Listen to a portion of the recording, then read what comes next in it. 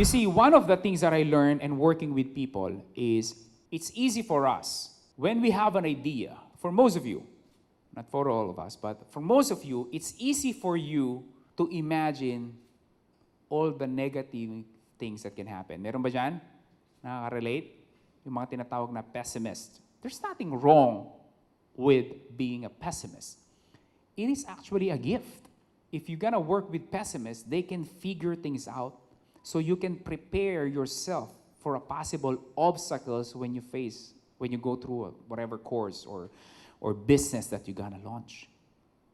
Accept it and then study. Oh, hindi ko naisip yan eh. What if ganito? What if we don't have the skills? What if kapusin tayo ng resources? What if hindi natin nabenta? So you gotta plan. You will be planning better by working with pessimists. Because unlike katulad ko po kasi ako, when I see things, it's just like akala mo hindi magkakamali. When I see things, we're gonna launch this. Alam ng team ko yan. When I have the envision na sa isip ko, like, oh, let's go, let's do this. Right? And then, nung ginagawa na, it's like, hindi pala po pwede, ganyan. Because yung isip ko nasa future agad, but you cannot just go to the future. Right? There has to be a way. There will be things that you need to face, challenges along the way.